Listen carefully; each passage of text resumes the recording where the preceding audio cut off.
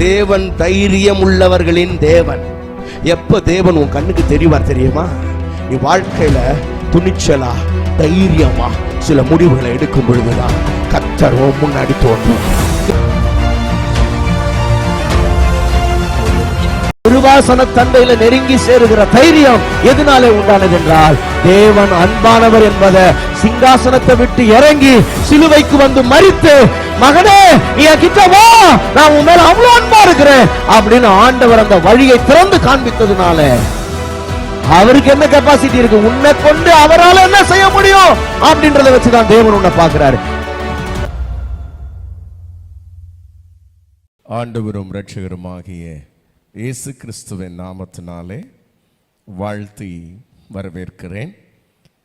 நாம் கொஞ்ச நேரம் தியானிக்கும்படி தெரிந்து கொள்ளப்பட்ட வேத பகுதி அப்போஸ்தல நடபடிகள் 2ஆம் அதிகாரம் 47வது வசனத்தை நாம் வாசிக்கலாம். அப்போஸ்தல நடபடிகள் 2:47. தேவனை துதித்து ஜனங்கள் எல்லாரிடத்திலும் தயவு பெற்றிருந்தார்கள். ரட்சிக்கப்படுகிறவர்களை கர்த்தர் அனுதினமும் சபையிலே சேர்த்து கொண்டு வந்தார். ரட்சிக்கப்படுகிறவர்களை கர்த்தர் அனுதினமும் சபையில் சேர்த்து கொண்டு வந்தார். இந்த அப்போஸ்தல நடபடிகளுடைய 2ஆம் அதிகாரத்தை வேதத்தை வாசிக்கிற எல்லா தேவ பிள்ளைகளுக்கும் தெரியும். இது சபை பிறந்த நாளை குறித்ததான ஒரு மிக முக்கியமான ஒரு அதிகாரம். பெந்தேகோஸ்து என்கிற நாளில் பரிசுத்த ஆவியானவர் ஊற்றப்பட்டு அந்த நாளில் புதிய ஏற்பாட்டு சபையானது பிறந்ததாக நாம் பார்க்கிறோம்.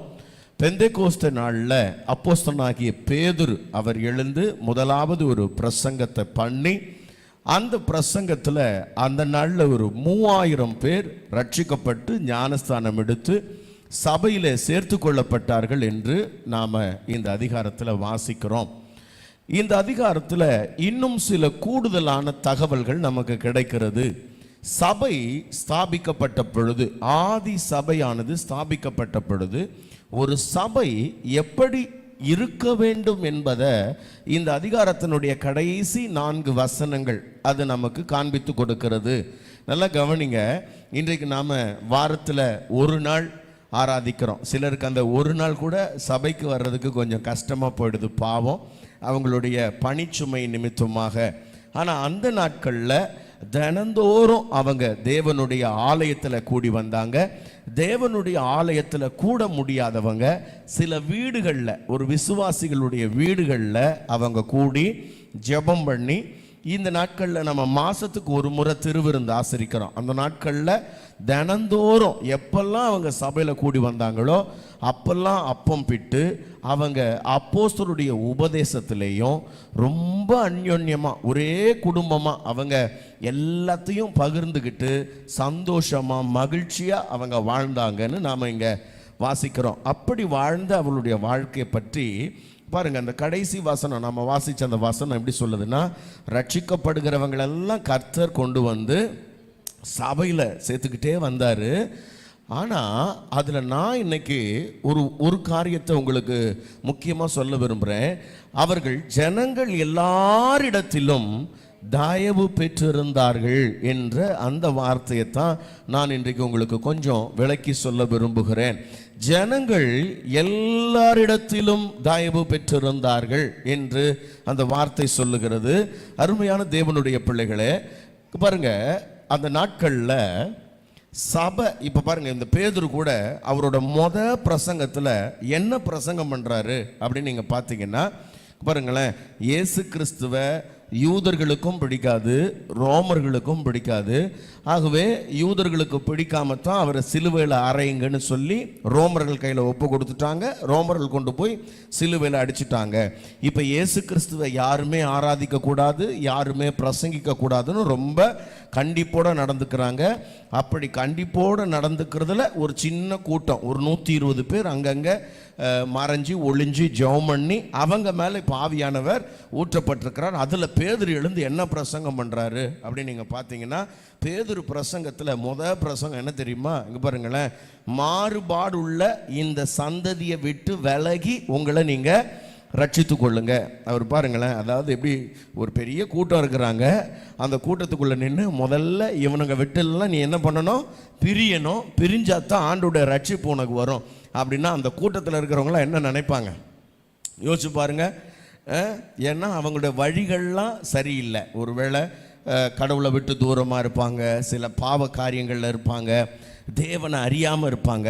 அவர் சொல்கிறார், என்ன பிரசங்கம் பண்ணுறார், மாறுபாடுள்ள இந்த சந்ததியை விட்டு விலகுங்க. முதல்ல சும்மா இவங்களோடலாம் ஐக்கியம் வச்சுக்கிட்டு இருக்காதீங்க, விலகி வந்துருங்க. அப்போ ஆண்டவருடைய பரிசுத்தாவிட வரம் உங்களுக்கு கிடைக்கும்னு பிரசங்கம் பண்ணுறார். அதை நீங்கள் வாசிங்களேன். அப்போஸ்தலர் 2ஆம் அதிகாரத்தில் பேதுரு சொல்கிறத கவனிங்க பாருங்கள்.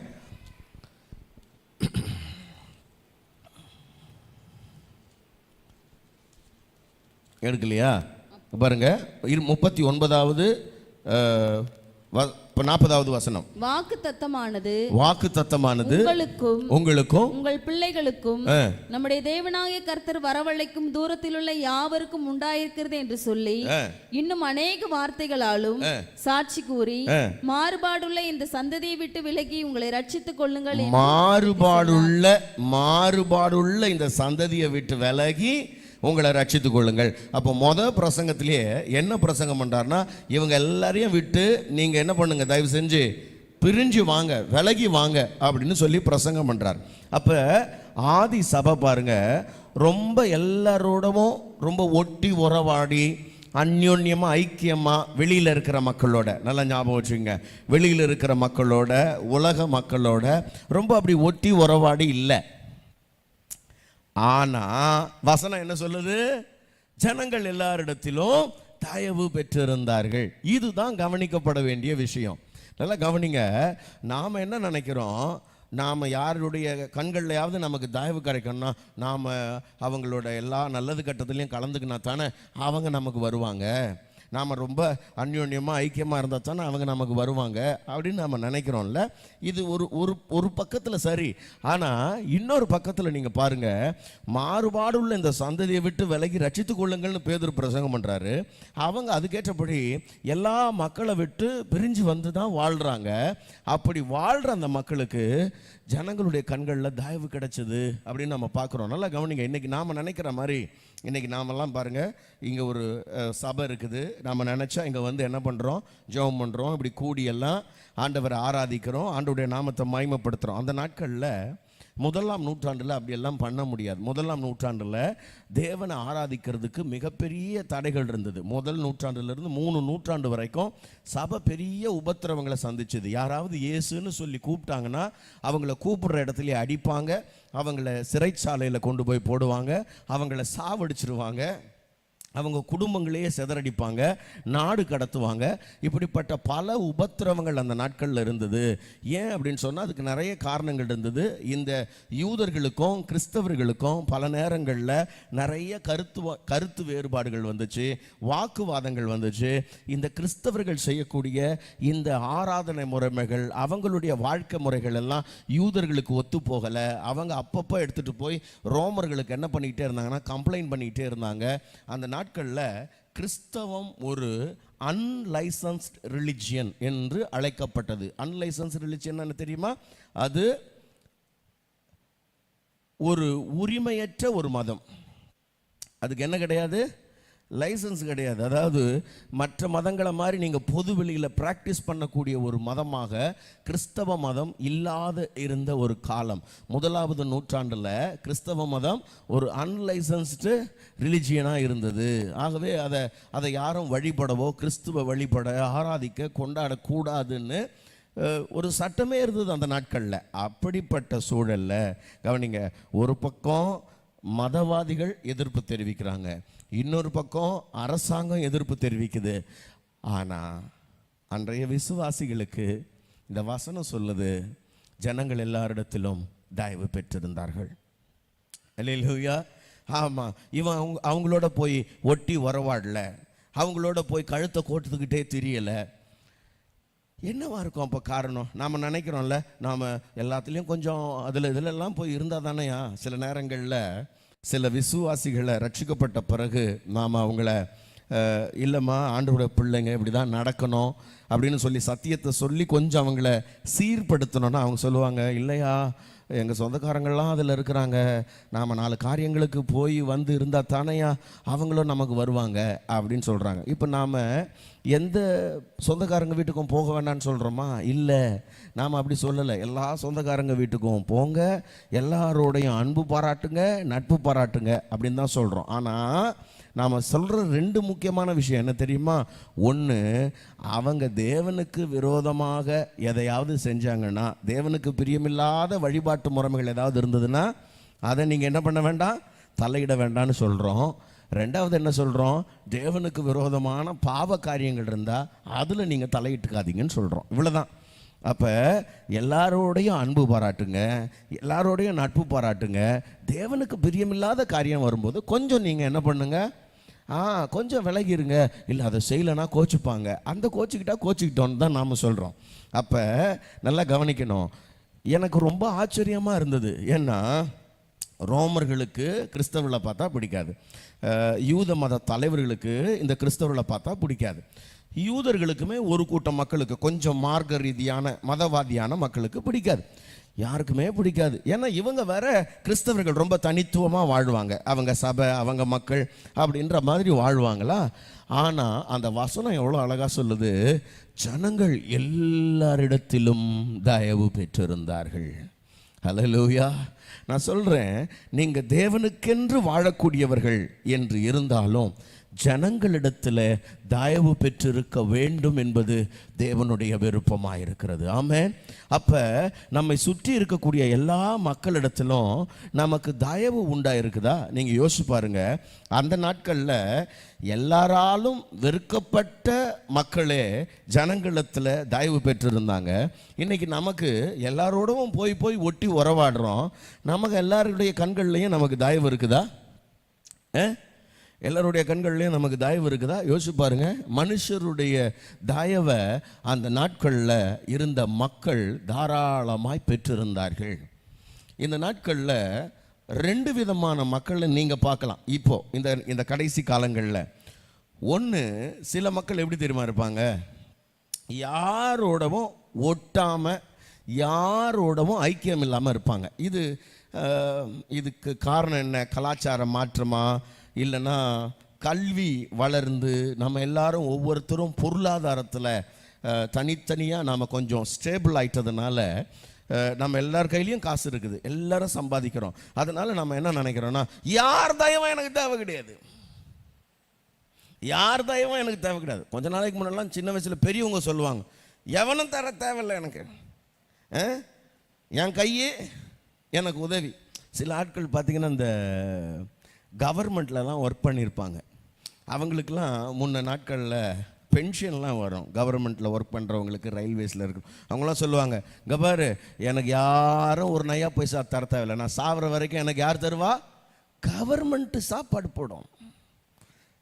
என் பென்ஷனில் நான் சாப்பிட்டுப்போம், உங்கள் கையை நம்பி வாழ்வேன்னு நினைக்கிறீங்களா அப்படின்வாங்க. பார்த்துருக்கீங்களா நீங்கள்? அந்த மாதிரி ஒரு காலத்தில் அப்படி யாரோ கொஞ்சம் பெரியவங்க பேசுவாங்க, வயசில் முதிர்ந்தவங்க பேசுவாங்க. பட் இந்த நாட்களில் ஒரு கூட்டம் மக்கள் அவங்க வாழ்க்கையே எப்படி வாழ்கிறாங்கன்னா, ரொம்ப ரஃப்பாக, யாரோட தயவும் எனக்கு தேவையில்லை அப்படின்ற மாதிரி. அதை அவங்க சொல்கிறதில்ல, ஆனால் அவங்களோட லைஃப் ஸ்டைல் அதை காட்டுது. யாரையும் நாங்கள் சார்ந்தில்லை, நாங்கள் எங்களை சார்ந்து தான் வாழ்கிறோம் அப்படின்ற மாதிரி ஒரு கூட்டம் மக்கள் இப்படி வாழ்கிறாங்க. இது ஒரு கூட்டம். இன்னொரு கூட்டம் இருக்குது. அது எப்படி தெரியுமா? யார் காலை வேணா பிடிக்கலாம், யாருக்கு வேணா கூழ கும்பிடு போடலாம், ஏதாவது ஒரு சின்ன ஒரு பதவி கிடைக்கும், ஒரு ப்ரமோஷன் கிடைக்கும், ஒரு உயர்வு கிடைக்கும், ஒரு நன்மை கிடைக்கும்னா அதுக்காக எந்த எக்ஸ்ட்ரீமுக்கு வேணால் போகலாம். அவர் தண்ணி அடிக்க சொன்னால் தண்ணி அடிக்கலாம், அவர் வீட்டுக்கு முறவாசல் பண்ணலாம், என்ன பண்ணலாம், A to Z என்ன வேணால் பண்ணலாம். இப்படி யாரையாவது காக்கா பிடிச்சி கால் பிடிச்சி மேலே வந்துடணும். காரணம் என்னென்னா, அவங்களோட ஃபேவரெலாம் நமக்கு வேணும் இல்லைப்பா, அவங்க தயவு இருந்தால் தானேப்பா நமக்கு இது ஆகும் அப்படின்னு ஒரு கூட்டம் மக்களே கதின்னு சரண்டர் ஆகி இருக்கிற ஒரு கூட்டத்தை, அது அப்படி ஒரு கொஞ்சம் பேரையும் நம்ம பார்க்க முடியுது. அப்ப ஒரு பக்கம் எனக்கு எந்த மனுஷனுமே வேணான்னு ஆளே அண்டாமல் வாழ்கிற ஒரு கூட்டம், யாரும் எனக்கு தேவையில்லை, என் கையில் பணம் காசு இருக்குது, என் காலில் பலன் இருக்குது, எனக்கு பலன் இருக்கிற வரைக்கும் நான் உழைச்சி சாப்பிடுவேன், எனக்கு யார் தயவும் தேவையில்லை. இது ஒரு கூட்டம், இதுவுமே தப்பு. இந்த பக்கம் யாராவது தயவு காட்டுவாங்களான்றதுக்காக என்ன வேணால் செய்கிறது, யார் காலில் வேணால் விழுறது, யாருக்கு யார் வேணால் என் தலையில் ஏறி போங்கன்ற அளவில் தாழ்ந்து போகிறது, இதுவும் தப்பு. அப்போ ஒரு தேவ பிள்ளைகளுடைய நிலைப்பாடு என்ன, நாம் எப்படி வாழணும் இந்த உலகத்தில் அப்படின்றத ரொம்ப அழகாக அந்த ஒரு வசனத்தில் ஆவியானவர் நமக்கு அழகாக எழுதி கொடுத்துருக்கிறாரு. கவனிங்க, எல்லா பக்கமும் எதிர்ப்புகள் நிறைந்த உலகத்தில், 1ஆம் நூற்றாண்டை பற்றி சொல்கிறேன், எல்லா பக்கத்திலும் எதிர்ப்புகள் இருந்தது.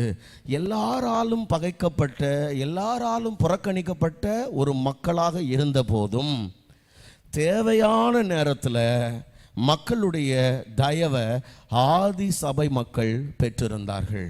அப்போ நான் உங்களுக்கு சொல்கிறேன், இது ரெண்டுமே கலந்தே தான் வருது. நல்லா கவனிங்க, ஒரு பக்கம் மக்களுடைய எதிர்ப்பும் புறக்கணிப்பும் இருக்கிற அதே நேரத்தில் எங்கெல்லாம் நமக்கு ஃபேவர் கிடைக்கணுமோ, எங்கெல்லாம் தயவு கிடைக்கணுமோ, அங்கெல்லாம் தயவு பெற கர்த்தர் நமக்கு கிருபை செய்கிறார். ஆமென், அல்லேலூயா. இந்த உலகத்தில் மனுஷன் தயவு வேணான்னு சொல்லவே முடியாது. அப்படி நாம் சொன்னோன்னா நம்ம வேதத்தை சரியாக வாசிக்கலைன்னு அர்த்தம். ஒரு தேவனுடைய பிள்ளைகளுக்கு கட்டாயம் மனிதருடைய தயவு தேவை.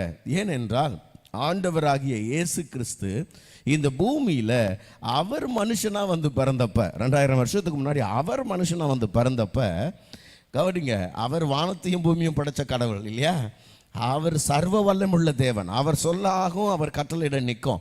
அப்படிப்பட்ட ஒரு சர்வ வல்லமுள்ள தெய்வத்துக்கு இந்த பூமியில் வந்து வாழ்ந்தப்ப அவருக்கு மனுஷ தயவு தேவைப்பட்டதுன்னு லூக்கா எழுதுகிறார். லூக்கா 2ஆம் அதிகாரத்தில் 59வது வசனத்தை நாம் வாசிப்போமானால், லூக்கா 2:59 வாசிக்கலாம். இயேசுவானவர் ஞானத்திலும் வளர்ச்சியிலும் தேவ கிருபையிலும் மனுஷ தயவிலும் அதிகமாய் விருத்தி அடைந்தார் என்று நாம் அங்கே வாசிக்கிறோம். அப்போ அருமையான கர்த்தருடைய பிள்ளைகளே, இயேசுவானவர், எல்லாரும் சொல்லுங்க, இயேசுவானவர். இயேசுவானவருக்கு மனுஷ தயவு தேவைப்பட்டது. நீங்கள் என்ன நினைக்கிறீங்க, இயேசுவானவருக்கு மனுஷ தயவு தேவைப்பட்டதுன்னா அவர் எந்த மனுஷனுடைய தயவுமே இல்லாமல் வாழவே முடியாத ஆள் அவர்? எல்லா நேரத்துலையும் அவருக்கு ஆள் உதவி தேவைப்பட்டுக்கிட்டே இருக்குமா?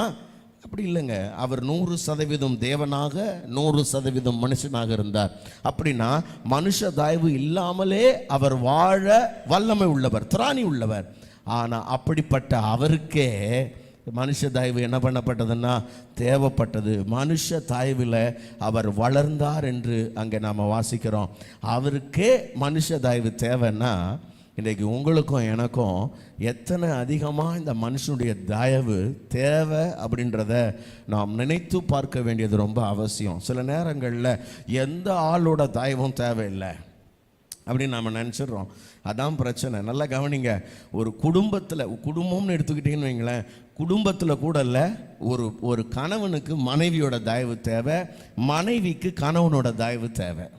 நீங்கள் யோசிச்சு பாருங்கள், ஆபிரகாம் எகிப்துக்கு போகிறாரு. எகிப்துக்கு போன உடனே அங்கே இவரை கொல்ற மாதிரியான ஒரு சூழ்நிலை வருது. மனைவி கிட்ட சொல்கிறாரு, கொஞ்சம் எனக்காக ஒரு 2-3 நாளைக்கு கொஞ்சம் பொய் சொல்லி கொஞ்சம் விஷயத்தை கொஞ்சம் காம்ப்ரமைஸ் பண்ணுமா, அட்ஜஸ்ட் பண்ணுன்றாரு. அந்த அம்மா அதை அக்செப்ட் பண்ணிக்கிறாங்க.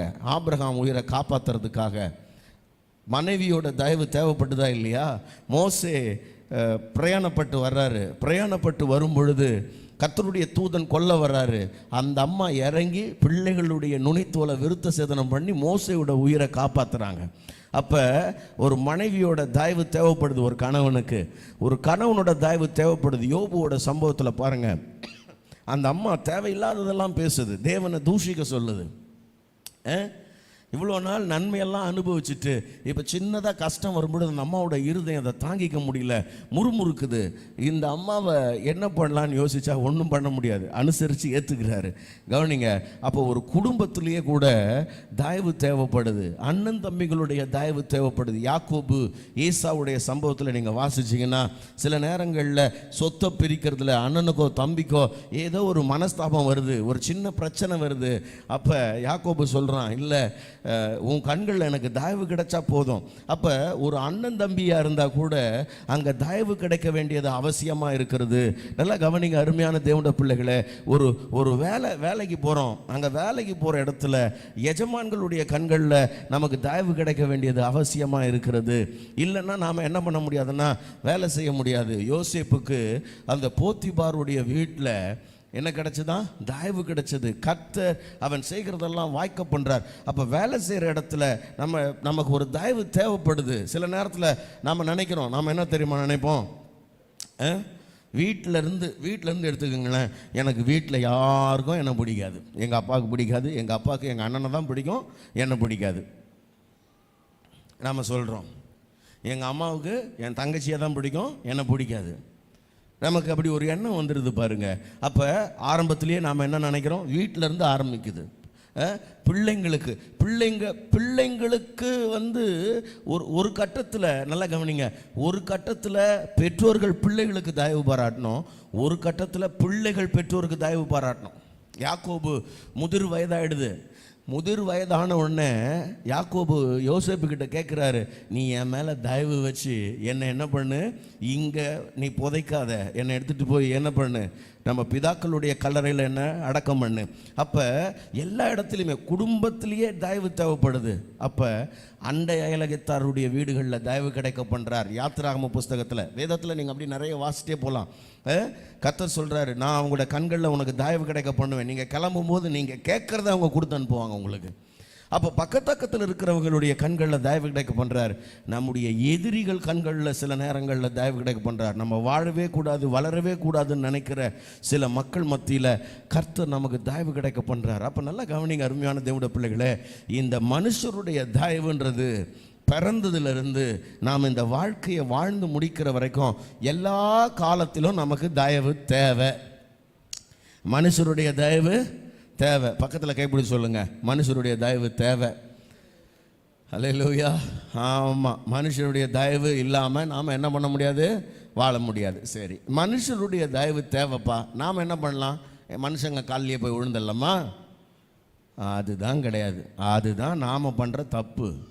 கவனிங்க, ஒரு மனுஷனுடைய தயவு நம்ம வாழ்க்கையில் வரணும்னா இந்த மனுஷன் கண்களில் தயவு கிடைக்க பண்ணுறதே கர்த்தர். அதனால தான் அந்த வசனம், சில வசனங்களை நம்ம வாசிக்க போகிறோம். முதல்ல உங்களுக்கு ஒரு காரியம் தெளிவாக தெரிஞ்சுக்கங்க.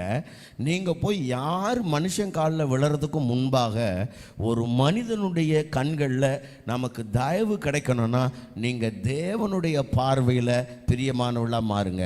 தேவன் உங்களோட இருந்தா, தேவன் உங்களை ஆசீர்வதிச்சா, தேவன் உங்கள் மேலே கிருபை வச்சா, சாதாரணமாக இங்கே எல்லா மனுஷருடைய கண்கள்லையும் உங்களுக்கு என்ன கிடைக்கும், கிருபை கிடைக்கும். ஆகவே முதல்ல தேவனோட வாழ்கிறதுக்கு பாருங்க.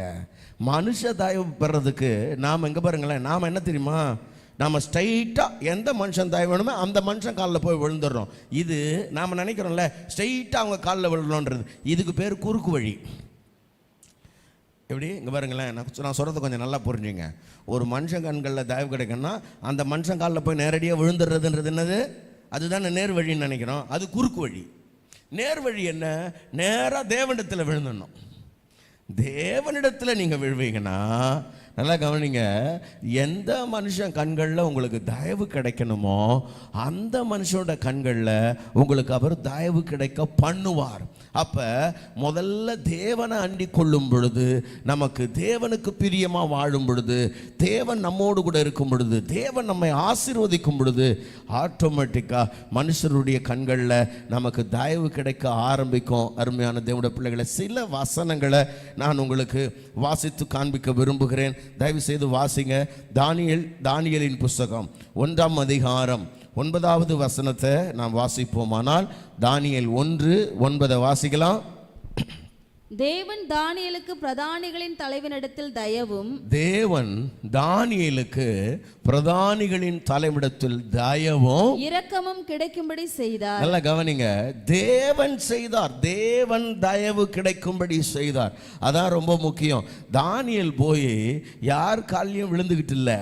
தானியேல் கர்த்தருக்கு பிரியமான ஒரு வாழ்க்கை வாழணும்னு நினைச்சாரு, தேவனை பிரியப்படுத்தணும்னு நினைச்சாரு. நல்லா கவனிக்கணும். அங்க பாபிலோன் அரண்மனையில தேவனுக்கு ஏற்காத, ஒரு யூதன் சாப்பிடக்கூடாத, ஒரு விசுவாசி செய்யக்கூடாத காரியங்களை அங்க சாப்பிட சொல்றாங்க. அவர் சொல்றார், இல்ல இல்ல, நான் ஒரு யூதன், எங்க நியாய பிரமாணத்துல இதெல்லாம் விளக்கப்பட்டிருக்கிறது, ஒரு யூதனானவன் இதெல்லாம் புசிக்க கூடாது, தயவு செய்து என்னை சாப்பிட சொல்லி கம்பல் பண்ணாதீங்க, இவைகள் தீட்டானவைகள், அசுத்தமானவைகள், நான் கடவுளுக்கு பிரியமா நடக்கணும்னு தீர்மானிச்ச மாத்திரத்துல ஆண்டவர் தானியேலுக்கு அங்கிருந்த பிரதானிகளுடைய தலைவனுடைய கண்கள்ல தயவு கிடைக்க பண்ணுகிறார். அப்போ நல்லா கவனிக்கணும் அருமையான தேவனுடைய பிள்ளைகளை, என்னைக்கு நீங்க தேவனை பிரியப்படுத்தணும்னு நினைச்சிட்டீங்களோ அப்பவே கர்த்தர் மனுஷருடைய கண்களில் தயவு கிடைக்க பண்ணுவார் என்பது ரொம்ப தெளிவு. இன்னும் ஒரு வசனத்தை நீங்க வாசிப்பீர்களானால் ஆதியாகமத்தின் புஸ்தகம் 39ஆம் அதிகாரம் 21வது வசனத்தை நாம் வாசிக்கும் பொழுது, ஆதியாகமம் 39:21, கர்த்தரோ யோசேப்போடே இருந்து அவன் மேல் கிருபை வைத்து சிறைச்சாலை தலைவனுடைய தயவு அவனுக்கு கிடைக்கும்படி செய்தார். சிறைச்சாலை தலைவனுடைய தயவு அவனுக்கு கிடைக்கும்படி செய்தார். நல்லா கவனிக்கணும், அந்த வார்த்தை நீங்க பார்த்தீங்கன்னா, கர்த்தரோ யோசேப்போடே இருந்து. எல்லாரும் சொல்லுங்க, கர்த்தர் யோசேப்போடே இருந்து. சொல்லுங்க, கர்த்தர் யோசேப்போடே இருந்து. அல்லேலூயா. நம்ம வாழ்க்கையில யோசேப்போட இப்ப யார் இருக்கிறா? அவங்க அப்பா இருக்கிறாரா? இல்லை. அம்மா இருக்கிறாங்களா? இல்லை. அண்ணன் தம்பிங்க யாரும் இல்லை. வாழ்க்கையில் யாருமே இல்லை அப்படின்ற நிலை இருந்தாலும் கூட கர்த்தர் யோசேப்போட இருந்தார். அதான் ரொம்ப முக்கியம். நம்ம வாழ்க்கையில் யாரெல்லாம் கூட இருப்பாங்கன்னு நினைப்பாங்களோ அவங்களாம் இருக்க மாட்டாங்க. ஆனால் கர்த்தர் இருப்பார். அவர் இருக்கிற மாதிரி நீங்கள் உங்கள் வாழ்க்கையை கர்த்தரோட இணைத்து கொள்ள. ஆராதனை நேரங்கள்: ஞாயிறு காலை 7 மணி, மாலை 6:30 மணி. எங்களை தொடர்பு கொள்ள வேண்டிய தொலைபேசி எண்கள் 92-831-606662,